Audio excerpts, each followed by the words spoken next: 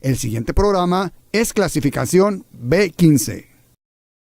GRD Multimedia presenta Acerto Radio, el análisis periodístico de los expertos. Un espacio en donde la noticia se convierte en reflexión y opinión. Generamos una labor periodística que te brinda un análisis objetivo. Acerto Radio, con los periodistas Georgina Torres y Luis Javier Valero. Comenzamos. Flores les agradece que nos estén sintonizando aquí en el 102.5 de frecuencia modulada y también en el canal 173 de Total Play. Además, usted puede seguir nuestra transmisión si se accede a la posición, al lugar, al sitio de Voz en Red. En la parte final de esta página usted va a encontrar tanto nuestra transmisión o la liga para seguir nuestra transmisión en radio o en televisión en vivo, que usted podrá seguir además por nuestras redes sociales, en el Facebook en vivo también. Usted busque Antena o busque Acerto y podrá ver nuestro programa en el momento que usted lo desee, también obviamente en vivo. En esta tarde donde tenemos afuera nuestras instalaciones hasta 38 y en otros lugares 39 grados de temperatura, la percepción es inferior a la de ayer, no sé por qué, seguramente la de ayer subió a más de 40 grados en varias zonas de la ciudad.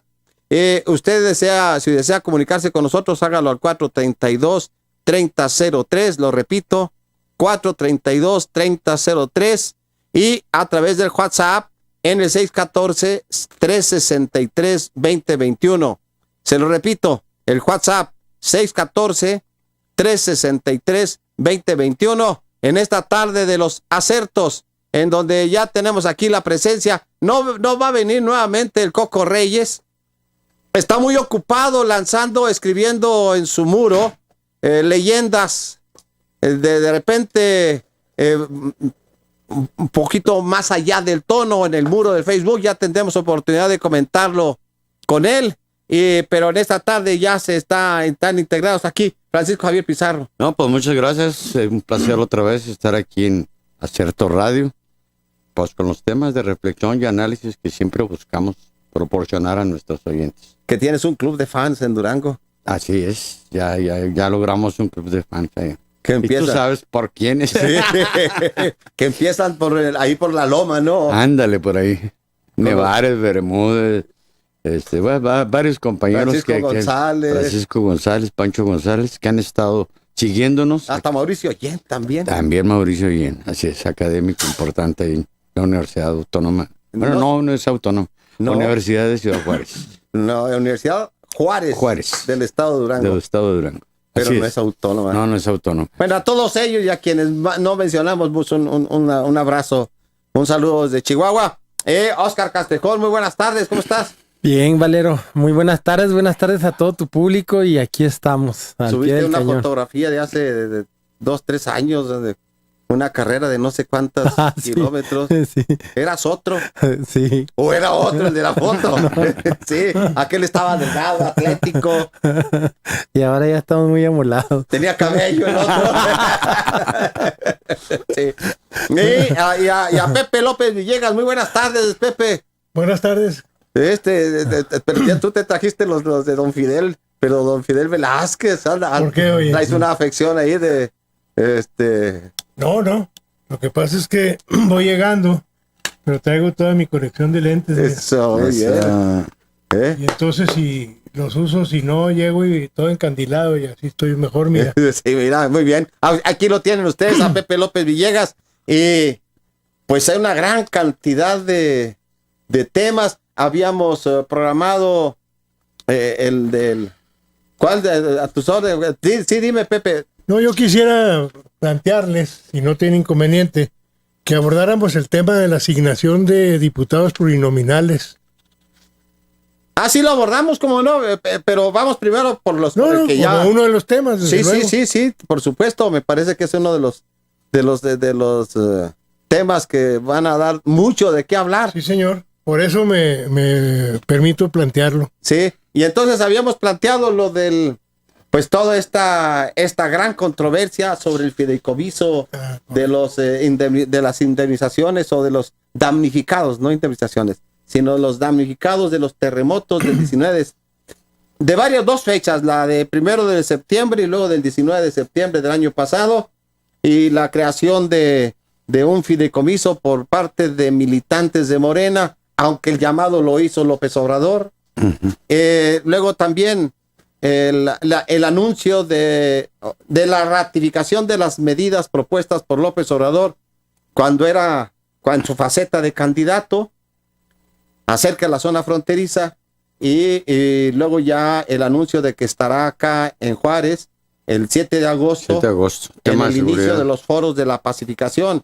Y que no sé, tenemos otro tema, la elección de Juárez, y ahora Pepe López Villegas pues acaba de incorporar, y no me parece, creo que aquella objeción a que incorporemos este tema de la asignación. Por supuesto que no. Es uno de los grandes temas. Es uno de los temas ahorita. Y sobre todo porque recordarán que la semana pasada tú planteaste, Pizarro, la cuestión de precisamente la representación proporcional. Sí. Hicimos una breve referencia a ella, cómo se maneja en otros países. Así es. Las candidaturas de lista, etcétera. Entonces ahorita está muy a modo con lo que está pasando en el Estado. Se está abordando, sí, claro, es un tema relevante. Pues si quieres que empiece Pepe. Empieza Pepe, pues. Bueno, mira. Nomás cerca ahí del micrófono, vámonos. Este tema es muy importante. Creo que decíamos la semana pasada cómo ha evolucionado nuestro sistema electoral a partir de los 60s. Recordarán que decíamos que en los principios de los 60s se crearon los diputados de partido. Así es. Que se asignaban a los partidos políticos que obtuvieran un porcentaje X, 5 diputados, y luego se les agregaba uno por cada medio punto hasta llegar a 20. Así es. Luego en los mediados de los 70s, ya en la época de Reyes Heroles, se abre un cambio y empiezan a aparecer los diputados de representación proporcional. Mixto, ¿verdad? Mixto. El sistema mixto, como le llamaban. Esto va avanzando hasta que hasta la fecha ha ido con variables, ¿verdad?, de integración de los congresos, etcétera. Pero también dicen los tratadistas que estas reformas al sistema electoral mexicano de representación siempre se hicieron cuidando que se conservara un grupo mayoritario en el poder, en el control de las cámaras.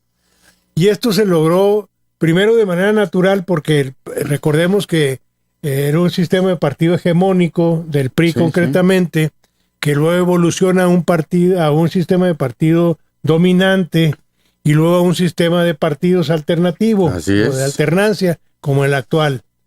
Pero en este proceso de desarrollo, cuando se da el tránsito del partido hegemónico al partido de alternativa, pluralidad, dominante, dominante, entonces se crea una reforma en el artículo 54 constitucional que establece una cuota de gobernabilidad para que el partido que tuviera la mayoría de escaños, pero sin tener la mayoría absoluta, se le otorgara una sobrecuota, la sobrerepresentación de un porcentaje X, para que tuviera mayoría en el Congreso y tuviera tener el gobierno del Congreso. Así es. Entonces decía esa reforma de la Constitución vigente en el 89 que ningún partido podría tener más de 350 diputados, pero que si ningún partido lograba el 35% de los votos, la votación, únicamente se les otorgaba las diputaciones correspondientes a ese porcentaje de la votación. Es decir,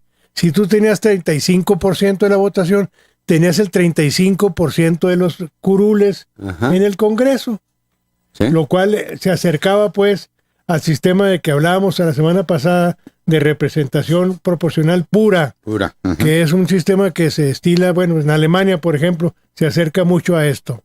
Bueno, en nuestro estado... Nomás recuerden que tenemos 4 temas, Rápidamente, en nuestro estado no existe la cuota de gobernabilidad, sin embargo, se ha venido manejando que se asigne a los partidos una sobrerepresentación del 8%, pero el artículo 40 constitucional no establece que sea un derecho de los partidos esa sobrecuota o esa sobrerepresentación, sino que es una limitación. Como está redactado el artículo, es claro que establece que ningún partido podrá tener diputados por más del 8%, en términos de limitación, no de derecho.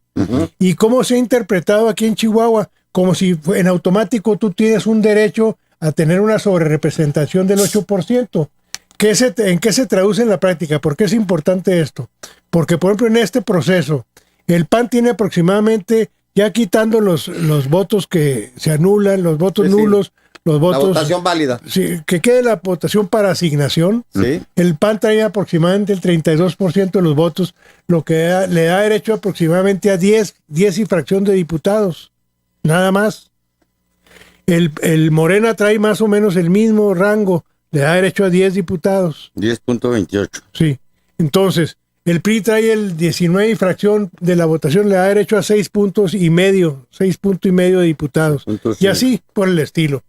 Pero entonces, ahora resulta que se quiere asignar esta cuota de sobrerepresentación, y no solo la cuota de sobrerepresentación, decir que al PAN le toque el 40%, y como es el 40%, le das casi 13 curules, ¿sí?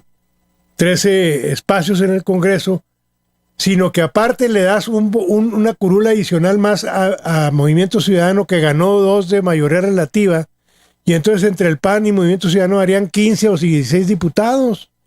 Prácticamente tendrían casi la mayoría, cuando el Movimiento Ciudadano tiene el 3% de la votación, 3 y fracción. Si le asignas 3 diputados, le estás dando el equivalente al 9%, poco más del 9% de la votación, lo cual es una disparidad terrible. ¿Qué significa esto? Que en cuanto asignas tú una cuota de sobrerepresentación, en automático algunos partidos se ven subrepresentados. Al sobrerepresentar a unos, subrepresentas a otros.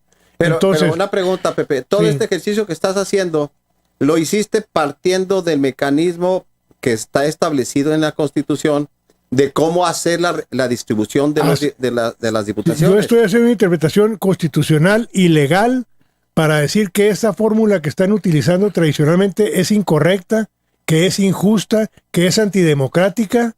Perdón, sí, pero lo que quiero decir es que hasta ahora la interpretación que ha hecho no solamente el Tribunal Electoral estatal, sino muchos otros, ¿sí? Y el Tribunal Electoral es que no es esa concepción que tú estás planteando. No, bueno, ya hubo ahí voy. Sino de que en el caso del PAN, el 31 o 32% de la votación, le agregan el 8% para fijar el límite de diputados a los que puede acceder, no para fijárselos. No. Sino bueno, en la interpretación que yo conozco de hace tiempo es ese. La del 8%. De que el PAN tiene 31%. Muy bien. Si le agregas el 8% de sobrerepresentación, ¿sí? Sería no 40. No puede rebasar el 40% de los diputados plurinominales. Correcto. Entonces tú dices, el 40% es 4 por 3, 12, 4 por 3, son 13 puntos y fracción. La ley establece muy claramente que las fracciones van para abajo en lo electoral. Sí, señor. Y entonces el PAN no puede rebasar de 13 diputados por ambos principios. Sí, señor. Pero no es que se le estén fijando. No, pero en la práctica, al hacerse el ejercicio... Espérame, es que luego, a la hora de hacerse el ejercicio, se distribuye no con base, pensando en la distribución de los diputados de cada partido, sino los que accedieron al 3%. No, correcto. Esos 3, entonces son 7. Porque hasta ahora, como están los resultados, 7 partidos tendrían por lo menos el 3% de la votación. Muy bien. Ya solamente quedan 4 pluris. En la segunda ronda, que es los partidos que hayan obtenido más del 5%, entran 3. Así es, así. PAN, Morena y PRI.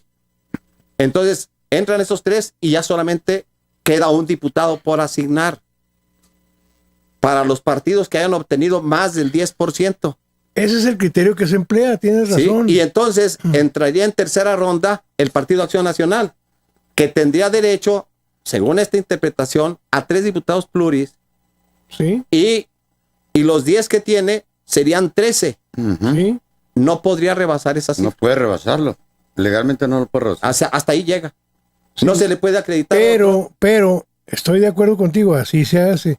Pero está sobre representado. Es que la sobrerepresentación va acompañada de la subrepresentación Así para es. que haga, Sí, para que se dé el equilibrio. Sí, pero. Porque de otra manera, numéricamente no daría. Pero mira. permíteme.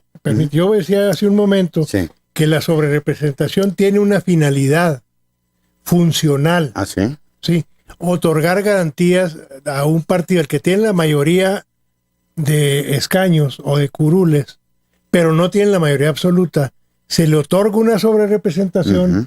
para que tenga la mayoría absoluta y tenga el gobierno de la Cámara. Perdón, gobernabilidad. eso es en la Cámara de Diputados Ese federal. es el No es el ori- criterio aquí, espera, ¿eh? No, espérame. Ese es el origen de la sobrerepresentación. Ahora, lo que sucede en Chihuahua es lo que tú acabas de decir. Exactamente así es. Pero ¿qué sucede? Por ejemplo, ahorita dijiste y dijiste bien, se pretende asignar 7 en la primera ronda de los que te rebasen el 3%. Pero si Movimiento Ciudadano tiene 2 ya de mayoría relativa y tiene el 3.50 o 3.40 de la votación, con 2 está sobre representado. En más del 8%. Está sobre representado. No. Está sobre representado, ya no le toca. A ver, no es que si esté sobrerepresentado. Permite. A ver, es que el criterio, otra vez, Pepe, Está, es que ningún partido, el 8% de sobrerepresentación, en el caso de Chihuahua, está establecido para Ellos tienen, para mira, ponerle es de los topes. que sí. por eso, Tope. límites. Pero no significa que en automático se lo des. Si ya tienes dos diputados de Sí, mayoría pero son- relativa, es de mayoría, permite. sí. Por eso, Sí. si ya tienes 2 Sí. y tienes el 3% que te da derecho a 1, por decir algo, Sí. ya no tienes derecho a más porque ya está representado de manera equilibrada, de manera equitativa, tu porcentaje con tu número de... Ese es precisamente lo que yo planteo como novedoso, que ni siquiera es novedoso, porque ya en los racionalistas franceses hablaban de que la representación es un espejo de la nación. Ujú. ¿Cuántos votos tienes? ¿Cuántos diputados tienes? Tienes el 30 de diputados. ¿Qué es lo que tú Que es lo que decías? yo siempre he defendido, Exacto, es lo ¿verdad? que tú Pues yo decías. siempre lo he Entonces, defendido. por en eso ese yo esquema. planteo esto como una manera de dar un salto cualitativo a una representación proporcional pura. Lo que tú Así dices está, es ¿de cierto, acuerdo? Lo que tú dices es cierto. Lo que pasa es que eso no es lo que hacen aquí, Sí. porque No es está lo que dice hacen. la legislación. Lo que hacen es lo que tú dices. Tienes razón, eso es lo que se hace. Yo lo que planteo es que se rompa ese esquema. Claro.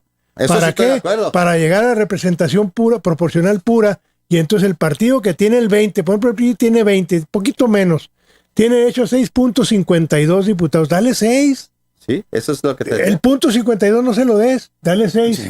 No, pues porque la ley no lo puede dar. No hay mitades. Ahora, en un supuesto hipotético, por ejemplo, en el ejercicio que yo les dejo aquí por escrito, el PAN va a tener una pequeña sobrerepresentación en este ejercicio que yo hago de X décimas, ¿sí? Dásela, no importa. Y a Morena, dale esa pequeña sobrerepresentación porque se acercan al numeral superior más cercano. En el caso del PRI, como está la media, no se lo des, dale 6. Pero entonces tú haces un ejercicio, de todos modos va a haber sobre y subrepresentación, pero tiendes al equilibrio y a la equidad. Y yo concluyo con esto. Si, como dije hace un momento, si sobrerepresentas a alguien, lógicamente subrepresentas a otro. sí. Y esto ya no es precisamente justicia, porque recordemos que la justicia es dar a cada quien lo suyo, tratar igual a los iguales y desigual a los desiguales. Y aquí está tratando desigual a los iguales. Así es. Sí, al asignarle mayor número a uno que a otro. ¿Y qué sucede? Que quieres tener mayoría de esta manera, con esta interpretación de sobrerepresentación, quieres tener mayoría en el Congreso. Y es legítimo pretenderlo, pero yo creo que las mayorías se deben lograr en un régimen democrático, se deben lograr vía la política, consensando con las demás fuerzas para construir las mayorías en función del propósito que busque tal o cual disposición legislativa. Está bien. Tú convences a los demás, pero en fin, ese tema creo que es importante y vale la pena. Que es una propuesta que en todo caso es la que Sí, Está claro. más aterrizada que ya más en detalle que la exposición que tú hiciste. Sí, yo hice una exposición genérica, totalmente, pero yo sigo insistiendo en que la única forma de establecer un equilibrio y que no haya ni sobrerepresentación, mayoría artificial, ni subrepresentación, minorías también artificiales, vuelvo a insistir, ese es mi principio racionalista, ¿verdad? De que un voto, un ciudadano del voto, Así es. o una cantidad que se suma a esa votación, punto. Y esos son los parámetros desde mi perspectiva, que en un sistema plural, donde hay diversidad, ¿verdad? Social y política e ideológica, pues debería el ciudadano encargarse de a quién pondera y a quién no pondera en términos ya de un sistema mucho más amplio, ¿no? Porque esas mayorías artificiales son artificiales y finalmente terminan ¿en qué? En una desestabilización de lo que es la gobernabilidad, ¿verdad? En términos del concepto de gobernabilidad. Eso es lo que yo he sostenido siempre y lo sigo defendiendo desde el principio. Oscar Castejón, que te dejaron mudo par de proyectistas de la legislación electoral. Bueno, a mí, pues respeto lo que señalan ellos. En principio, así como lo plantea Pepillo, pues estaríamos de acuerdo. Un servidor, lo único que pretendería en mi intervención en este segmento, pues sería enriquecer, si es que se puede enriquecer un poco la cuestión histórica de la representación proporcional que se ha manoseado tanto por los políticos en que los quieren quitar, no los quieren quitar. Históricamente la representación proporcional nace en el año 600 antes de Cristo, o sea, tiene más de casi 2700 años, tiene que existe la representación proporcional, nace en la monarquía romana con el rey Servio Tulio, en donde a partir de 193 representantes de 30 que había, él la suma a 193 y a partir de ahí nace el censo también, el famoso censo que está hasta la fecha. Para censar a cada 10 años censaban a todos los romanos y según el patrimonio que tenían les asignaban representantes. Entonces estas asignaciones eran hasta 5 clases sociales. Quienes no alcanzaban ni siquiera 15,000 sestercios, que era la moneda que se manejaba en aquel tiempo, o sea que eran gente muy modesta o muy pobre, pues para decirlo de otra manera, de todos modos les asignaban representantes, les asignaban 2 a los que llamaban los ingenieros y 3 a los que llamaban los músicos. Los ingenieros les llamaban a aquellos que dentro del ejército romano eran los que ayudaban a componer los carruajes, las flechas, los palos que utilizaban para tumbar las puertas de las ciudades amuralladas que estaban. Y los músicos pues eran los que llevaban el clarinete o los instrumentos musicales para dar las órdenes al ejército. Y ellos les asignaban 2 y 3 representantes, que eran 5 de los 193. Y luego después había otro para una clase social especial que eran los patricios. Pero a partir de ahí, quienes dominaban siempre las votaciones, pues eran los de arriba, que casi siempre constituían 97 votos entre la primer clase social, que era los que tenían mayor riqueza. Antes del primer decil. Ajá, que ahí no importaba si eras patricio o plebeyo, y junto con los que les daban 80 votos, junto con los patricios que le llamaban los equites o los caballeros, que eran los que tenían el mando. De ahí viene la palabra de los centuriones romanos. Constituían 98 votos, entonces tenían la mayoría siempre en el control de las votaciones, que era de alguna manera una trampa que hizo el rey Servio Tulio para tener un control, pero el sentido que le daba a él era para tener voz en las asambleas que hacían de todas las estatus sociales y escucharlos, aun y cuando rara vez podían ganar. Pero los de abajo lo que tenían era la fuerza que era de todo el pueblo. Entonces hoy en día se tiene que plantear si la representación proporcional tan trastocada por todos los políticos, que si se deben de quitar, si no se deben de quitar, ¿cuál es su función? Y si su función es lo que la originó, que era escuchar a todos los grupos, que muchos grupos vulnerables, grupos de alguna manera que pertenecen a estos partidos que le llaman chicos, pues de ahí tienen de alguna manera la voz para escuchar muchos de sus problemáticas y de la solución a sus problemáticas. O el control político, pues el control político lo encontramos un poco lo que vimos ahorita en esos comicios de Servio Tulio, a partir del 95, en donde nace el PRIAN, y que no le importa cuánta representación tenga en el Congreso, porque son los que se unen y siempre hacían mayoría a través de su representación del PRI y del PAN, y siempre ganaban cualquier votación que tenían. Incluso la tan que causó tanto revuelo esta semana, que fue el hecho de que Andrés Manuel ha señalado que todos deben de bajar el sueldo a que no ganen más que el presidente. Es una iniciativa que es en el 2009, cuando gobernaba Calderón, y que él y muchos de sus senadores y diputados fueron los que le dieron el visto bueno, y ahora pues resulta que son, al menos en el estado, los que más han llorado esa propuesta reformista de Andrés Manuel.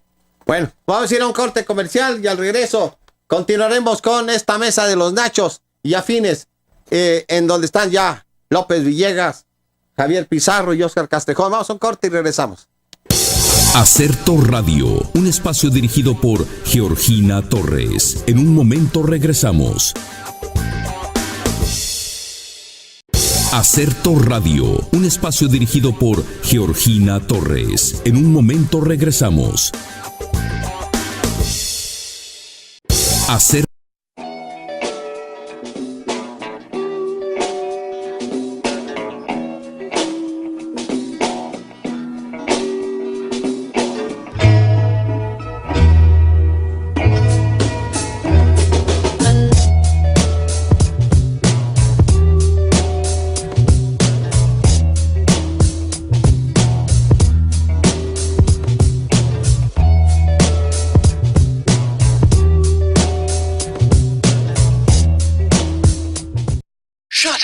And sit down.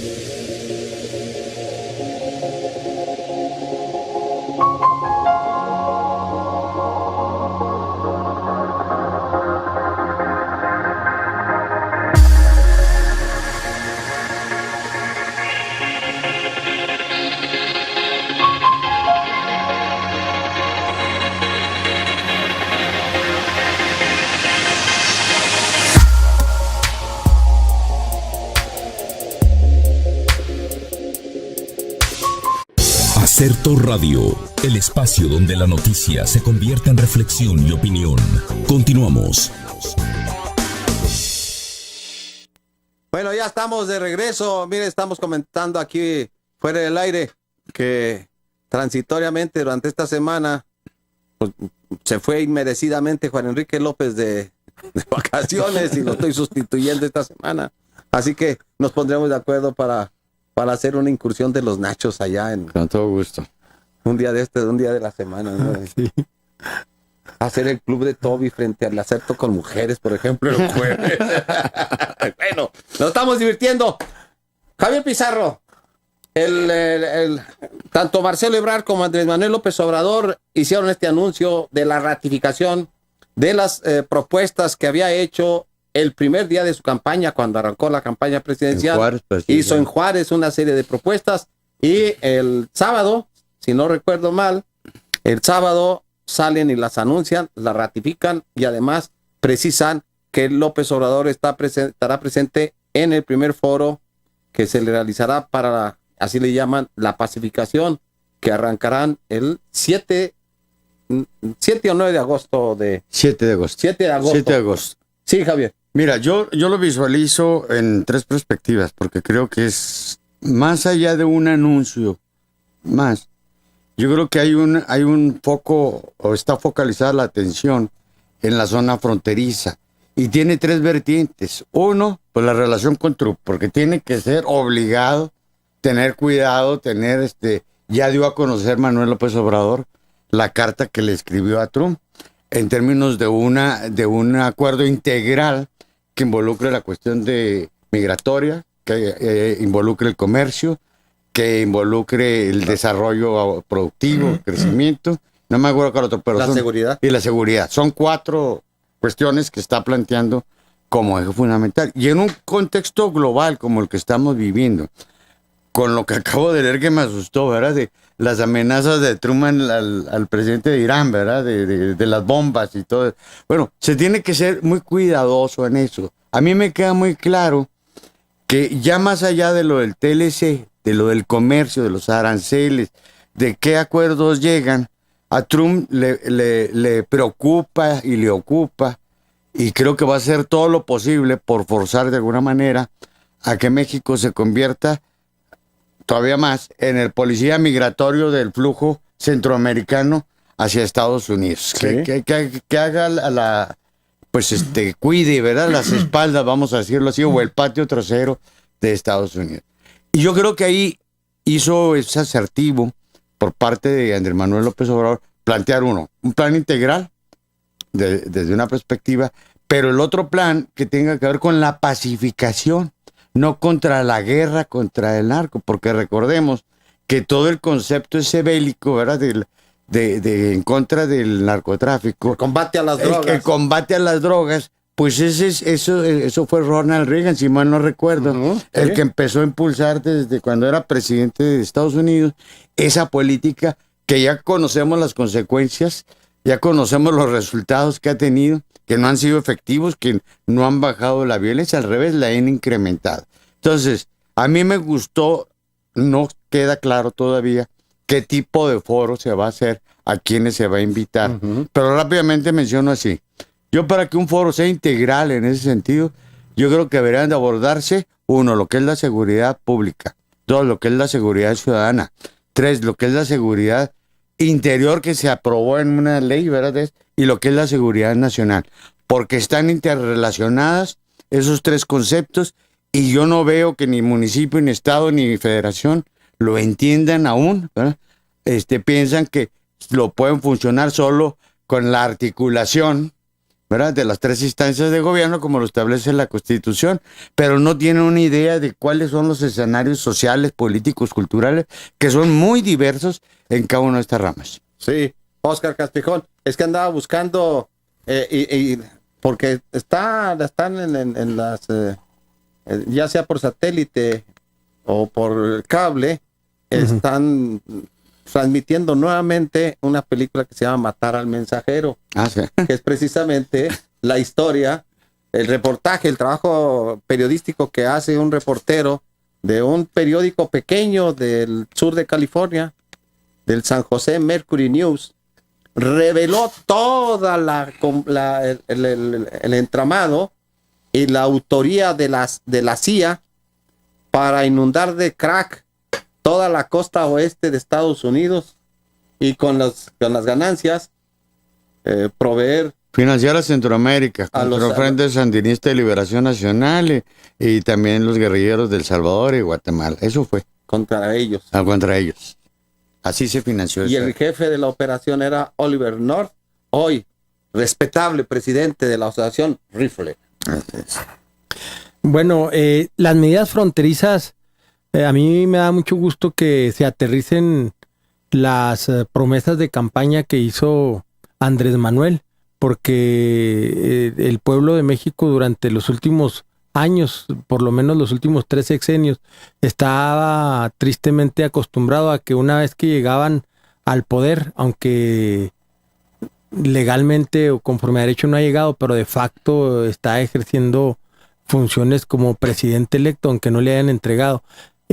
Durante los últimos 3 sexenios se ha acostumbrado a que no se cumplen con las promesas de campaña y sin embargo los anuncios que ha estado dando Andrés Manuel pues es una cristalización de las promesas que hizo, como el quitar las pensiones a los expresidentes, bajar los sueldos, y hoy en día las medidas fronterizas que básicamente están ceñidas en algo que se pidió mucho en aquel tiempo a Peña Nieto, de bajar, cuando él quiso subir del 11 al 16%, no sé si era el 11 o el 2, no lo recuerdo, pero era del 11 al 16, la comunidad fronteriza, particularmente Ciudad Juárez, obviamente que Tijuana, Mexicali, pedían que no se hiciera eso.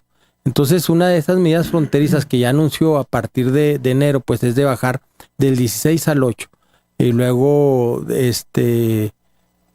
ser homogéneo el precio de las gasolinas y el ISR bajarlo al 20% en la zona fronteriza, para de esa manera reactivar un poco la economía, el que se consumen bienes diversos y servicios con un IVA más barato, y de la manera y incentivando la economía de esta manera preventivamente, influir mucho en lo que es la seguridad, porque casi todo el plan que es para el combate a la violencia tan tremenda que hay en el país, las medidas que siempre ha anunciado Andrés Manuel son preventivas más que correctivas. Y dentro de las preventivas está precisamente el generar el empleo, en generar que haya mucha economía, en generar que haya muchas escuelas, que no haya estudiantes que no tengan acceso a las universidades, a las preparatorias. Y finalmente, de lo que preguntas y de lo que mis compañeros comentan, es a mí en lo personal, aun y cuando se habla mucho de la amnistía y del perdón, me parece que sí sería muy importante tratar en la frontera, si se viene el 7, un servidor ha pedido a Juan Carlos que lo incluyan para como ponencia, a Juan Carlos Loera que me incluyan en las ponencias. No cuando viene Andrés Manuel, que a lo mejor ahí de alguna manera algunas personas válidamente querrán lucirse, sino en los trabajos de arrastrar el lápiz que nos permitan incorporarnos, pero no hemos tenido respuesta. Pero creo que es importante, no por una cuestión de venganzas, pero sí por una cuestión de saber qué pasó y cuál es la verdad del programa Rápido y Furioso, que causó mucho problema, y quien operó mucho de este programa era un chihuahuense que fue primero procurador aquí en el estado y luego fue a nivel nacional, que era el licenciado Chávez. Entonces, esos son programas que no se ha sabido qué pasó o por qué los permitió el gobierno de México y causó tantas muertes, que en esencia lo poco que sabemos era lo que querían, saber cuáles armas que tenían claramente identificadas causaban muertes en México, y a ver cuáles de los carteles se las habían proporcionado para ir siguiéndole la pista. Pero al último no se sabe nada de nada. Lo único que sabe es que se empeoró todo en México, y me gustaría mucho que se diera una sección en estos foros a ver qué sucedió. Hey, Pepe López Villegas, fíjense, déjame más de decir, el matar al mensajero, es un reportaje sobre esa película escrita por Osvaldo Zavala, precisamente, en proceso, y dice que en el patio de terracería de la prisión de Managua, Norwin Meneses, conocido en Nicaragua como el rey de la cocaína, juega golf con calma en la prisión, vestido de blanco con ropa holgada de vino y luego de lino, interrumpe su juego para hablar con el visitante y le dice: te voy a decir toda la verdad, te voy a presentar a gente con la que debes hablar y entonces tendrás que confrontar la más importante decisión de tu vida. El visitante, el periodista estadounidense Gary Webb, se muestra sorprendido y pregunta: sí, ¿y qué decisión es esa? Decidir si debes compartir la verdad o no. Y a continuación le reveló toda la trama esta de la red de vendedores traficantes de cocaína. Gary Webb murió poco después de la que escribieron esta nota. Dos impactos de bala en la cabeza. Y el forense reveló en la autopsia que había sido un suicidio. Dice, adelante, Pepe López Villegas.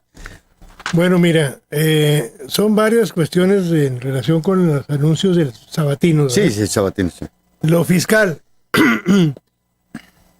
Desde luego que son populares estas medidas, muy populares diría yo, ¿no? Pero en el caso particular del impuesto sobre la renta, a mí me parece que es muy discutible si es conveniente bajar al 20% la tasa del impuesto sobre la renta. ¿Por qué? Porque el impuesto sobre la renta grava la utilidad, las ganancias, la renta de las personas.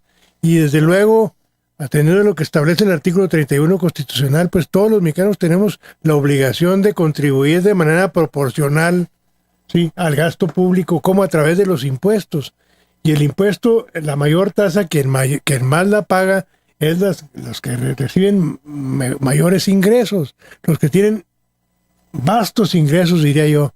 Los beneficiados con esta medida no van a ser precisamente ni la clase media ni los pobres. Oye, Pepe, antes de que continúes más, hacerte una pregunta a ti, y si no, de todas maneras, hacérsela al público, a ver si alguien de lo que nos está escuchando, porque tengo la duda de que en Estados Unidos ya bajaron la tasa del impuesto sobre la renta al 20%, y en otra de las medidas de las que anunció López Obrador, es que sí, va a bajar el IVA al 8%, pero hay un apartado que dice que lo va a bajar en la misma proporción que exista en la ciudad fronteriza, sí, enfrente. Sí, sí. Es decir, habrá ciudades que tengan el 6.25 8.25 en California. 8.25 en la de California. 7 y fracción en Nuevo México. Ándale. Sí, sí. Entonces yo estoy pensando en eso, de que a lo mejor también bajar el ISR a 20% tiene la intención de...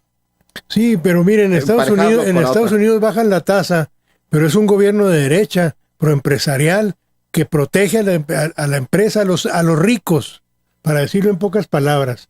No a la empresa, porque yo digo que a la empresa hay que protegerla para que se desarrolle, etcétera. A la empresa como generadora de empleos, como generadora de riqueza, pero no a los ricos. A los ricos hay que gravarlos para que contribuyan al gasto del Estado, para que el Estado tenga recursos para dedicarlos a salud, educación, a cumplir con los mínimos de bienestar que está obligado a atender el Estado mexicano en términos, lo mencionó López Obrador en una de sus entrevistas, de sus conferencias el otro día, en materia de salud, por ejemplo, artículo 4 constitucional, que hizo una larga exposición sobre el particular, sobre la deficiencia del abasto de medicinas, sobre la deficiencia de la atención médica en hospitales públicos, etcétera, que es necesario mejorar. Y para hacer todo esto, pues necesitas recursos. Necesitas pagarle bien a los médicos, bien a las enfermeras, tener equipados los hospitales, tener medicamentos, y eso te cuesta. Y para tener recursos para solventar esos gastos, necesitas cobrar impuestos, y necesitas cobrarlos de manera proporcional y equitativa en los términos que establezcan las leyes, y rebajar el impuesto sobre la renta en especial, se me hace a mí, yo en lo personal, no estoy de acuerdo. Es popular la medida, pero no creo que beneficie a un amplio sector de la población, más bien beneficia a los 2 deciles más altos de esta población, que son los que tienen los mayores ingresos, por un lado. Lo del IVA efectivamente entendí que era una medida espejo, cobrar lo mismo que se cobra en la frontera colindante, 8.25 en California, creo que por el estilo cifras más, cifras menos, pero... Y poco menos en Nuevo México, 7 y fracción. 7 y fracción, sí, señor. Sí. Ahora, lo de la gasolina, se dijo que era necesario bajar el IEPS, ¿verdad? Para que se pudiera tener el mismo precio que en Estados Unidos. Pues ahí yo podría estar de acuerdo.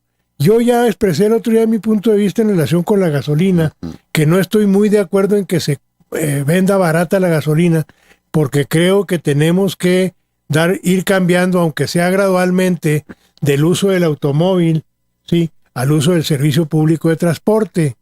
¿Por qué? Porque el automóvil contamina, nos estamos acabando las reservas de hidrocarburos que son útiles para otras cosas y tenemos que ir gradualmente cambiando para ir haciendo a un lado el consumo de combustible de gasolina, y un mecanismo que se ha utilizado para este propósito es que no sean baratos los combustibles, que te cueste la gasolina para que desalientes el uso del vehículo. Pero bueno, esta medida que estoy diciendo, obviamente que es antipopular, ¿verdad? La gente quiere que le bajen el precio de la gasolina, pero viéndola vis a vis el precio de la gasolina en la frontera mexicana con el precio de la gasolina en la frontera americana, pues sí sería pertinente que fuera un precio igual más o menos, ¿verdad?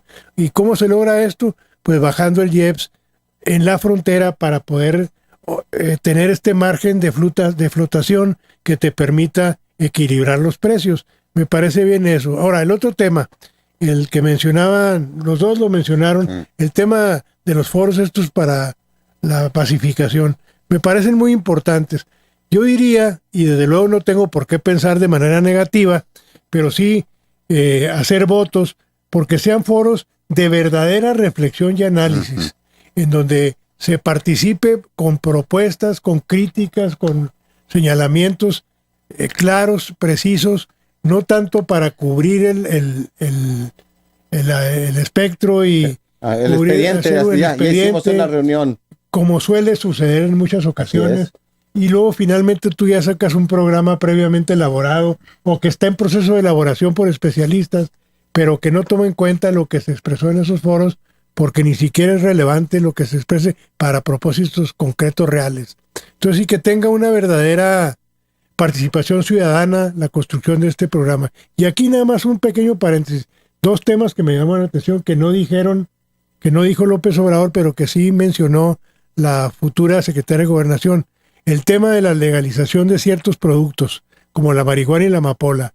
Tengo entendido que en Turquía y en España el cultivo de la amapola tiene cierta normatividad. Sí, para que no se use. Para que no se use con fines ilícitos y para producir drogas, pero sí para producir insumos para medicamentos, que le ha permitido a sectores de la población campesina tener ingresos altos y contribuir al abasto de insumos a los sectores farmacéuticos y abastecer de medicinas de este tipo de opioides, etcétera, a la industria farmacéutica. Eso, por ejemplo, hay que analizarlo. Yo creo que es importante dar ese paso, sacar del aspecto de zona roja, de policiaco, a los que cultivan amapola, regularizarlos bajo un control del Estado, desde luego.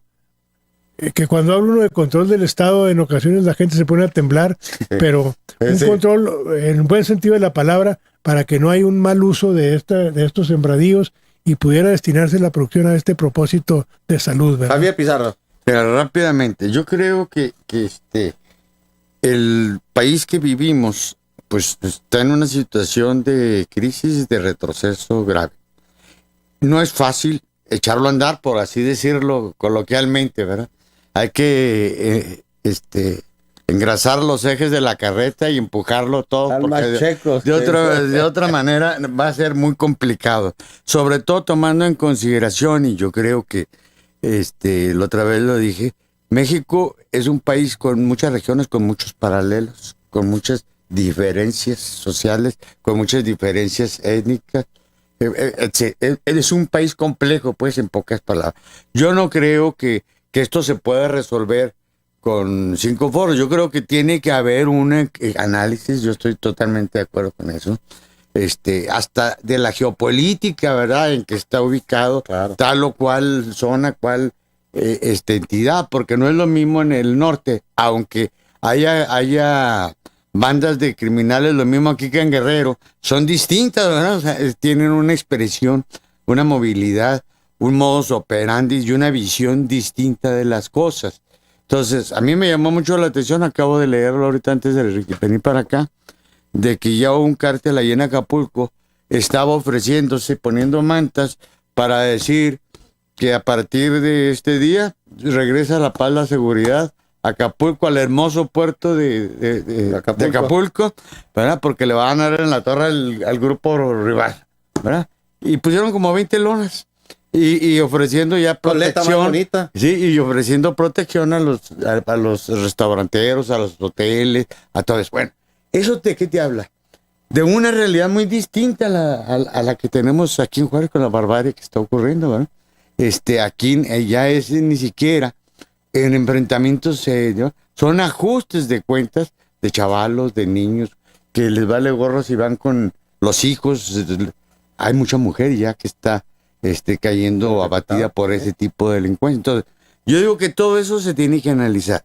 Por eso hacía una distinción entre el viejo concepto de seguridad pública que no se adecua ya a lo que es el México de hoy, ¿verdad? Eso es otra cosa. Eso de que ¿a qué se circunscribía? Pues evitar que el borrachito se anduviera orinando en la esquina de la cantina, ¿verdad? Y que el otro no hiciera barajuste en una fiesta. Esa era en aquellos años la seguridad pública. Hoy es otra cosa totalmente distinta que yo creo que no se ha asumido, por eso digo, y por las tres instancias de gobierno, ¿eh? Sí, hay una nota publicada hoy por La Jornada, un reportaje de Rubén Villalpando, donde habla por eso me estoy acordando, y da la cifra de que en el gobierno de Javier Corral, son 4,000 ejecutados. Hasta el 30 de junio. Hasta el 30 de junio, 4,000 ejecutados. Desde que tomó posesión a la fecha, son 4,000 ejecutados. Bueno, como no oficialmente. Oficial. Como no se puede sacar la cifra del 2016 ni achacarle a este gobierno, ni del 2017, 18, la del 2017, hice las cuentas, una tasa de 63 homicidios por cada 100,000 habitantes en 2017. Y 2018 va a estar peor. Sí. No, yo en lo personal estoy totalmente de acuerdo en que los foros deben de ser serios y realmente no deben de ser nada más para palomear una promesa y palomear el pendiente, y deben de tener mucha seriedad. Si nosotros analizamos las declaraciones que hace el gobierno de Javier Corral con las que se hacían antes del gobierno de César Duarte, pues son las mismas. O sea, las declaraciones fáciles, es decir, nosotros no negociamos con ningún cartel y por eso hay tantas muertes. Y interpretó a contrario censu, entonces Duarte negoció y por eso no había violencia. Entonces son declaraciones fáciles, muy estudiadas ya para justificar la ineficiencia del gobernante. Entonces estos foros a mí me parece muy importantes que sean serios. Y en cuanto a la cuestión de la gasolina, yo creo que no riñe una cosa con otra. Y ahí yo creo que tengo mucha legitimidad para decirlo. Yo impulsé siempre una ciudad que me decían bicicletera, pero sí, efectivamente, de un vehículo alterno, que era el transporte público y la bicicleta, pero la gasolina barata es necesaria porque se transportan los alimentos, ahí el transporte público, etcétera. Es muy, muy necesario hacer eso, y ya eso lo discutió mucho un candidato a la presidencia que era del PANAL, que hablaba de que eso beneficia nada más a los ricos. Ya se nos acabó el tiempo, sí. Y muchas gracias, Valero, por la invitación. Sí. Oigan, antes de irnos, pues, porque todas son cosas así medio sombrías, a otras son esperanzadoras. Felicitar a Miguel Aarón Chávez Nacaturo, a Sergio Abelardo Chapa Zorrilla, a Miguel Ángel Guevara Martínez, a Santiago Chávez Aldaz, a Natalia Reta Valerio, a Natalia Ivette Soltero Gutiérrez, todos ellos campeones de aritmética. Felicidades. En el Centro Educativo Mi Mundo, ganaron a nivel mundial en una competencia en Rusia. Órale. 6 campeones mundiales, 3 con categorías de grandes campeones, al resolver entre 3 minutos y medio y 4 minutos, 70 operaciones de matemáticas de manera correcta. No, pues está canijo alcanzarlos. Muy difícil.